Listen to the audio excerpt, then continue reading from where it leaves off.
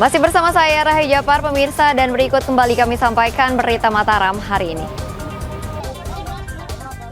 Tolak eksekusi lahan, warga di Lombok Barat terlibat bentrok dengan pihak perusahaan.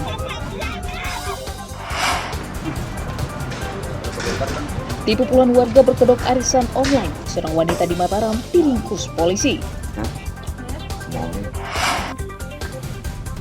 Diduga akan dijual ke Pulau Jawa, ratusan karung pupuk bersubsidi disita polisi Pelabuhan Kayangan, Lombok Timur.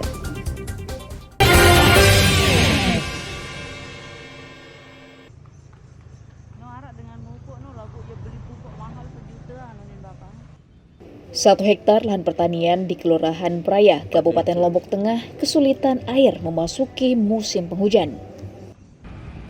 Belum meratanya pasokan dari irigasi membuat lahan tidak bisa dialiri air secara merata. Hal itu diperparah dengan belum meratanya hujan di sejumlah wilayah.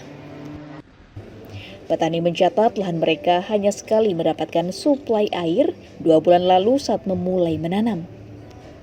Namun kini tanaman mereka terancam gagal panen karena kekurangan air.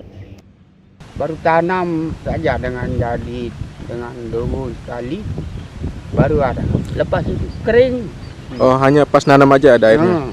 Setelah ditanam nggak ada? Nggak ada. Sekarang macamnya. Di sini nggak ada saluran irigasi? Ada di sini saluran. Ngalir nggak airnya tapi?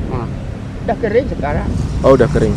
Merespons hal itu, Pemda mengklaim air di saluran irigasi sudah mengalir normal, namun memang belum bisa memenuhi kebutuhan seluruh lahan. Kita sekarang ini pakai sistem terus-menerus sampai ke wilayah Batu Nyalin. Gitu. Masih cukup, saya kira. Makanya kalau memang ada tadi ya, mungkin 1 hektar, 2 hektar, karena apa?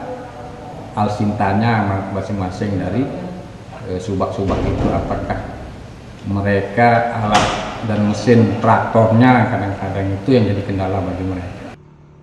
Pemerintah daerah mencatat debit air di saluran induk Jurang Sate melebihi 5 kubik per hari hingga cukup untuk mengairi ratusan hektar lahan pertanian di 3 kecamatan. Lukmanul Hakim melaporkan dari Kabupaten Lombok Tengah.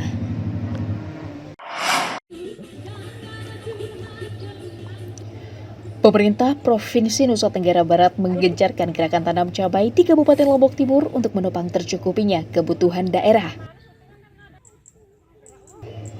Pemda menargetkan lahan untuk menanam cabai diperluas hingga 800 hektar secara kolektif di bawah pantauan Dinas Pertanian. Selain memastikan kesiapan lahan, Pemda juga akan memantau distribusi bibit dan pupuk organik untuk mengoptimalkan hasil panen. Selain mencukupi stok bumbu di daerah, penambahan area juga untuk mencapai target swasembada dan mencukupi kebutuhan nasional. Di sisi lain, program percepatan tersebut untuk meningkatkan ekonomi petani karena cabai bisa dipanen sepanjang tahun tanpa terpengaruh musim. Jabatan Surelage untuk melakukan panen cabai ini dan kita berkomitmen untuk cabai ini tetap terkendali. Bahkan 2024 ini akan terjadi penambahan areal tanam. Dari sebelumnya tahun 2023 kita menanam pada 200 hektar, kalau sekarang 600 hektar. 600 hektar ini ya jelas harapannya penguatan untuk pengendalian inflasi di daerah, juga untuk memenuhi kebutuhan pasar cabai secara nasional. Pemerintah daerah mencatat kebutuhan cabai di Provinsi NTB mencapai 200 ton per minggu dan menjadi salah satu pemicu terjadinya inflasi di daerah. Emi Kusuma melaporkan dari Kota Mataram.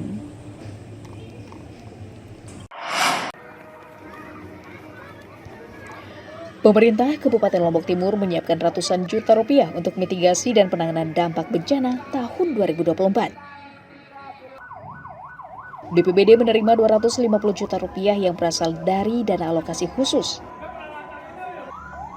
Anggaran yang diprioritaskan untuk penanganan dampak bencana dan juga program mitigasi ke sekolah dan desa-desa rawan bencana. BPBD menyiapkan petugas siaga bencana berbasis masyarakat di seluruh wilayah untuk mengoptimalkan penanganan dan mempercepat penanganan. Untuk anggaran mitigasi pada tahun 2024 memang ada Ya, tetapi jumlahnya memang sih cukup tidak terlalu banyak gitu. Kita dianggarkan alhamdulillah pada tahun 2024 ini 80 juta rupiah. Memang ada titipan juga 200, tetapi kaitan itu juga untuk kegiatan mitigasi. Nah, jadi total untuk anggaran mitigasi memang kita di BPBD Kabupaten Lombok Timur pada tahun 2004 ini terhitung sejumlah 280 juta. Akibat keterbatasan anggaran daerah, dana bencana sempat ditiadakan pada tahun 2023 oleh pemerintah daerah. BPBD berjanji akan mengoptimalkan pemakaian anggaran secara ketat agar tepat sasaran. Muhtadun melaporkan dari Kabupaten Lombok Timur.